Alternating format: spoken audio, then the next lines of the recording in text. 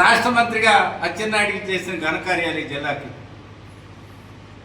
మీరు చేసే ఈ దౌర్భాగ్య పాలన వల్ల రైతులు కానీ ప్రజలు కానీ పూర్తిగా ప్రభుత్వం ఉందా లేదా అనే స్థితికి వచ్చేసారు.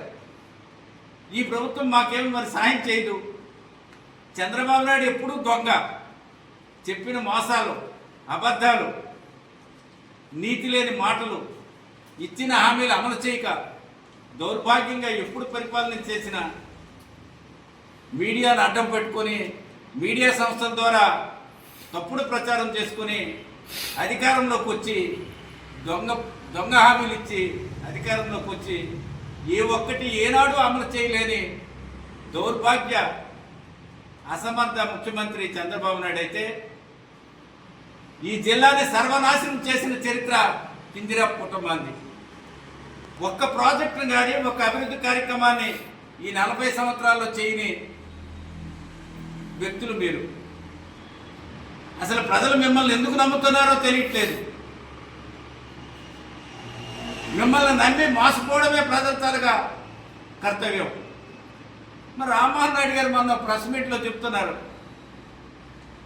కేంద్ర మంత్రి అయిన తర్వాత నేను రోడ్లు తీసుకొచ్చానని చెప్పి. మరి అచ్చెన్నాయుడు ఎప్పుడు చెప్పిన మాట అది, నేనే రోడ్లు తీసుకొస్తున్నాను ఈ జిల్లాకి అని చెప్పి. రోడ్లు వేస్తే మీ అన్న A1 కాంట్రాక్ట్ కనుక, మీ బాబాయ్ A1 కాంట్రాక్ట్ కనుక రోడ్లు దుబ్బేయడానికి కోసం, కమిషన్ల కోసం చేస్తున్నారు మీరు ఈ పని. రోడ్లు మీరు తేవడం ఏంటి రామ్మోహన్ రెడ్డి గారు? పోర్టుకు అనుసంధానంగా గడిచిన ప్రభుత్వంలో కేంద్ర ప్రభుత్వం పరిధిలో ఉన్న 2 రోడ్లని ఈరోజు అప్రూవల్ ఇచ్చారు. ఎప్పుడా ప్రపోజల్స్ వెళ్ళే, ఏ తేదీలో వెళ్ళే చెప్పండి రామ్మోహన్ రెడ్డి గారు. మీకు రోడ్లకి ఏంటి సంబంధం? మేమే తీసుకొచ్చామని చెప్తున్నారు కదా, చెప్పండి, బహిర్గతం చేయండి. ఈరోజు R&B కానీ పంచాయతీరాజ్ ఈ కానీ లేకపోతే పంచాయతీరాజ్ ఎస్సీ కానీ R&B ఎస్సీ కానీ శ్రీకాకుళంలో ప్రెస్ మీట్ పెట్టి చెప్పనండి, ఏ ప్రభుత్వంలో ఈ రోడ్లు ప్రపోజల్స్ వెళ్ళాయి, కేంద్ర ప్రభుత్వం ఎప్పుడు ఆమోద ముద్ర వేసింది, ఎవరి పరిధిలో ఇవి వచ్చాయని. ఈ జిల్లాకి ఆనాటి ముఖ్యమంత్రి గౌరవనీయులు శ్రీ వైఎస్ జగన్మోహన్ రెడ్డి గారు శ్రీకాకుళం జిల్లా వెనుకబడిన జిల్లా, పేదరికంలో ఉన్న జిల్లా, వలసతో కొట్టుమిట్టాడుతున్న జిల్లా. ఈ జిల్లా ఇతర జిల్లాలకి సమాంతరముగా ఇతర జిల్లాలు ఈ జిల్లాపై ఆధారపడే విధంగా పారిశ్రామికంగా అభివృద్ధి చేయడానికి కోసం అతను నిర్ణయం తీసుకొని జగన్మోహన్ రెడ్డి గారు ఈ జిల్లాకి పోర్టు శాంక్షన్ ఇచ్చి 4,300 కోట్ల రూపాయలతో పోర్టు పనులు త్వరితగతిన పూర్తి చేస్తే ఆ పోర్టుకు అనుసంధానంగా ఇచ్చే రోడ్లని మీ గొప్పతనంగా చెప్తున్నారే. ఎంత పనికిమాలిన మాటలు చెప్తున్నారో, ఎన్ని అబద్ధాలు చెప్పుకొని తిరుగుతున్నారో మీకే చెల్లుబాటు అవుతుంది. అటు తగ్గుతున్నారు. స్థానిక సర్పంచులు బోర్లు బాగాలేకపోతే బోర్లు కూడా బాగు చేయలేని పరిస్థితి, గ్రామాల్లో శానిటేషను చేయలేని పరిస్థితి. దీని అంతటికీ ఎవరి కారణం? నీ నియంత పాలన, నీ స్వార్థపూర్వమైన పాలన, నీ అహంకార ద్వారంతో చేస్తున్న వ్యవహార శైలి. దీనికి మీరు మూల్యం చెల్లించుకోవాల్సి ఉంటుంది. కనుక మేము ఒకటి, ఇప్పటికైనా మారండి. మీరు చేస్తున్న పాలన వైపు, మీరు చేస్తున్న ఈ అరాచకమైన దహనకాండని ఫుల్ స్టాప్ పెట్టి స్వచ్ఛందంగా గ్రామ స్థాయిలో ఉన్న సర్పంచ్ కానీ, మండల పరిషత్ అధ్యక్షులు కానీ, జిల్లా ప్రాదేశిక సభ్యులు కానీ వాళ్ళ పరిధిలో చేయవలసిన అభివృద్ధి కార్యక్రమాలని సహకరించక, వాళ్ళకు వస్తున్న నిధులను ఖర్చు పెట్టించక మీరు చేస్తున్న ఈ ధోరణి రాష్ట్ర స్థాయిలో తీసుకెళ్ళి పంచాయతీరాజ్ కమిషనర్ని కలిసి ఈ ఉప ముఖ్యమంత్రి గారు ఎవరైతే ఉన్నారో పవన్ కళ్యాణ్ గారు, అతనికి తెలిసే విధంగా ఈ టెక్కల్ నియోజకవర్గంలో ఉన్న ప్రతి ఒక్కరు కూడా విజయవాడ బయలుదేరి మీరు చేస్తున్న ఈ దుర్మార్గ పాలనని విజయవాడలో ఈ రాష్ట్ర రాజధానిలోనే వినిపిస్తామని ఈ సందర్భంగా తెలియజేసుకుంటున్నాం. వాళ్ళని బ్రోకర్లుగా పెట్టుకుని కమర్షియల్ వ్యాపారం చేసుకుంటున్నారు. మిమ్మల్ని ఏమని పిలవాలా? అచ్చెన్నాయుడు గారు మిమ్మల్ని ఏంటని పిలవాలా? హైదరాబాద్లో ఒక దుకాణం, విజయవాడలో ఒక దుకాణం, వైజాగ్లో ఒక దుకాణం, నిమ్మాడలో ఒక దుకాణం. ఎవరైతే ఈ ఉండి నింపుతారో వాళ్ళకే అనుమతులు, ఎవరైతే మీకు లంచాలు కడుతున్నారో వాళ్ళకే మీరు అనుమతులు. ఈవేళ టెక్కల్ నియోజకవర్గంలోనే క్రషర్లు అన్నీ మూత పెట్టించారు. పాలిసింగ్ యూనిట్లని మీకు డబ్బులు ఇవ్వకపోయిన వాళ్ళంతా పాలిసింగ్ యూనిట్లని క్లోజ్ చేశారు. మైనింగ్ చేయాలంటే భయం వేసే పరిస్థితిని తీసుకొచ్చారు. ఏ లోకేష్కి మీరు డబ్బులు కట్టడానికి ఈ ప్రయత్నాలు అన్నీ చేస్తున్నారా? లేదా లోకేష్ గారు మీరు కలుగు చేసుకోండి.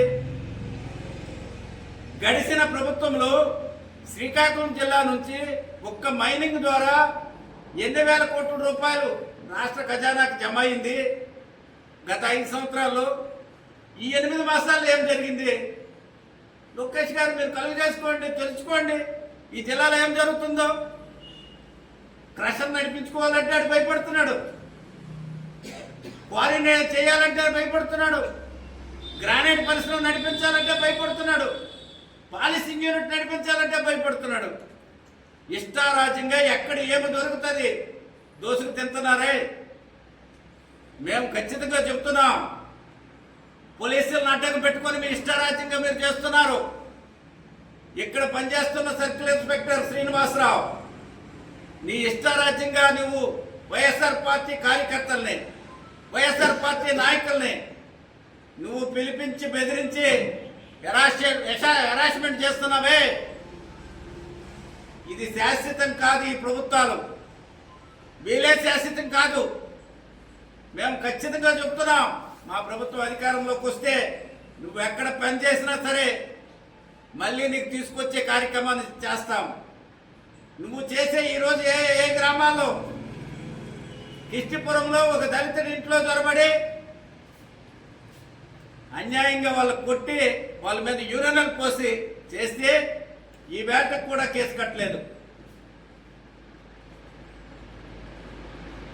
నందిగామలో చిన్న తగునే కుటుంబ తగునే వాళ్ళ ఇంటి పైన నాన్ బెయిలబుల్ కేసులు కట్టి, సర్పంచ్ పైన కేసులు కట్టి రిమాండ్ చూపించావు. మరి సాగిపల్లి కొత్తూరులో ఏఎంసీ చైర్మన్ పైన దాడి జరిగితే ఏఎంసీ చైర్మన్ 2 రోజులు, ఎక్స్ ఏఎంసీ చైర్మన్ 2 రోజులు హాస్పిటల్లో ఉంటే ఆవిడ ఇచ్చిన రిపోర్టు కూడా తీసుకోకుండా కేసు కట్టలేదు. ఓ దళిత మహిళ. అదే సాగిపల్లి కొత్తూరులో దళితుడిపై దాడి జరిగితే నువ్వు కేసు కట్టకుండా తాత్కాలం చేశావు. ఎస్పీ గారు మీకు చాలాసార్లు ఈ విషయాలు, ఇక్కడ జరుగుతున్న విషయాలు తెలుసుకోమని మేము చెప్తూ ఉన్నాం.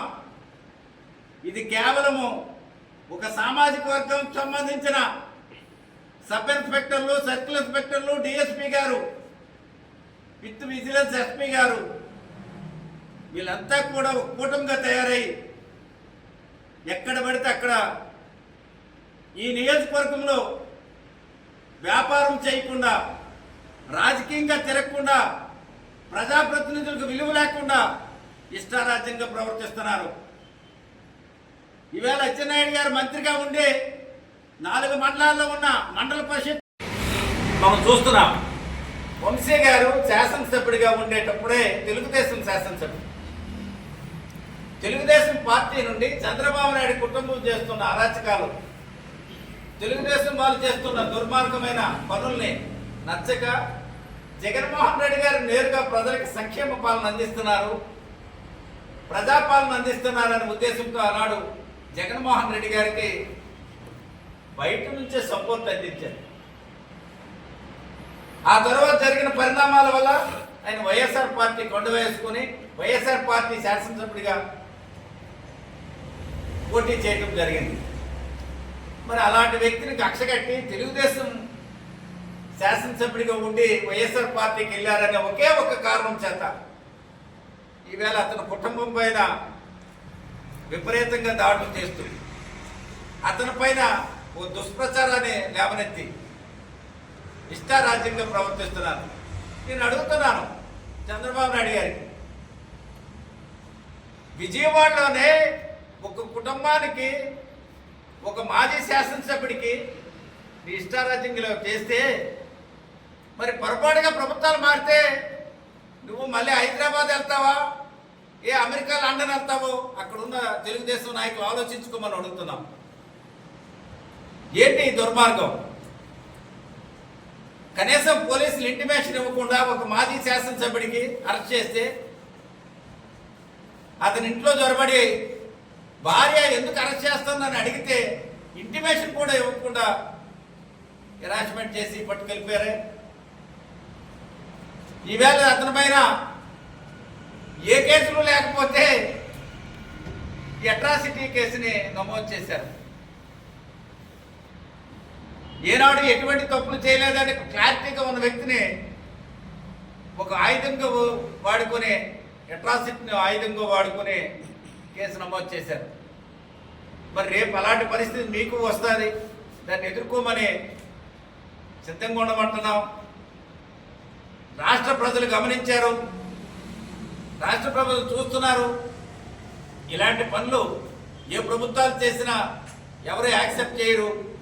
మరి మీరు ఈరోజు దుర్మార్గంగా వీడియో నాటకం పెట్టుకుని దుష్ప్రచారం చేసి ఇష్టారాజ్యంగా ఒక మాజీ శాసనసభ్యుడిని ఎంత నీచాతి నీచంగా మీరు అరెస్ట్ చేయించారో కనిపిస్తుంది. కనుక దానికి సమాధానం కొద్ది రోజుల్లో ప్రజలే ఇస్తారు. కేంద్ర మంత్రి అయితే ఢిల్లీ స్థాయిలో కేంద్రంలో జరుగుతున్న అన్ని శాఖలకు సంబంధించి పరిపాలనాపరమైన వ్యవహారాల్లో కేంద్ర ప్రభుత్వంతో ఈ రాష్ట్ర ప్రభుత్వానికి సంబంధించిన విషయాల్ని కూలంకషంగా చర్చించి ఈ రాష్ట్రానికి రావాల్సిన బడ్జెట్ని కానీ నిధులను కానీ తీసుకురావడంలో మీరు కీలక పాత్ర వహిస్తే మేము సంతోషపడతాం. గల్లీలంటూ తిరుక్కొని సామాన్యమైన మనుషులు చెప్తున్న మాటల్ని మీరు చెప్పుకు తిరుగుతున్నారే, నీకే పార్టీ రాజకీయ పరిజ్ఞానం లేదు అనడానికి ఇంతకంటే ఏం నిదర్శనం కావాలని పత్రికా సమావేశం ద్వారా అడుగుతున్నాం. మరి ఈరోజు మనం చూస్తున్నాం, ఈ జిల్లాలో అత్యంత వనరులు ఉన్న జిల్లా. మరి మత్స్యకారుల్ని నడివేశారు, మత్స్యకార భరోసా ఇస్తామని చెప్పి ఇవాళ మోసం చేశారు. రైతులకి పెట్టుబడి అందిస్తామని చెప్పి మోసం చేశారు. గడిచిన ప్రభుత్వంలో అమ్మఒడి కానీ, విద్యాదీవెన కానీ, వసతి దీవెన కానీ, ఆసరా కానీ, చేయొత్తు కానీ అనేక సంక్షేమ పథకాలు ఆనాటి ముఖ్యమంత్రి గౌరవనీయులు జగన్మోహన్ రెడ్డి గారు ఇస్తే ఈవేళ ఒక్క పథకాన్ని కూడా మీరు ఇవ్వలేకపోయారు. మీరు చెప్పిన సూపర్ 6 అమలు చేయలేకపోయారు. మీరు దేనికి ఒక్కటి కూడా చెప్పింది చేయలేక చేతకాని కేంద్ర రాష్ట్ర మంత్రులుగా మిగిలారు. మీ ముఖ్యమంత్రి కానీ ఉప ముఖ్యమంత్రి కానీ కనీసం ప్రజల సమస్యలపైన ఏనాడు కూడా ఈ జిల్లా పైన కనీస ప్రేమ అభిమానం చూపించలేక ఈ జిల్లాను నిర్వీర్యం చేశారు. అలాగే ఈ జిల్లాలో ఉన్న ప్రధానమైన వనరులైన మరి ఈరోజు మైనింగ్, ఈ మైనింగ్ని కూడా రాష్ట్రంలో వస్తున్న ఆదాయాన్ని గండి కొట్టేస్తున్నారు. దీనికి ప్రధాన కారణం కింజరాపు కుటుంబం. మీరు మీ కుటుంబ సభ్యులు బినామీలుగా పెట్టుకునే ఇంట్లో ఉన్న వాళ్ళంతా కూడా ఉదయం సరికి తెల్లవారుసరికి మనిషి సంచి పెట్టుకుని బయలుదేరుతున్నారు. ఎక్కడ క్వారీలు నడుస్తున్నాయి, ఎక్కడ క్రషర్లు నడుస్తున్నాయి, ఇక్కడ నుంచి ముడి సరుకు ఇతర ప్రాంతాలకు ఎక్కడికి వెళ్తుంది, ఎవరి పరిధిలో ఎవరు చూస్తున్నారు, కోర్టుకు వెళ్తున్న ఐటమ్ ఏంటి, ఇలా మీరు పెట్టుకుని మీ కుటుంబ సభ్యులంతా కూడా కమిషన్లు కక్కుర్తిపడి కమిషన్ల కోసం లంచాలు పెట్టుకుని ఎక్కడి నుంచో వలస వచ్చి ఈ టెక్కలో నివసిస్తున్న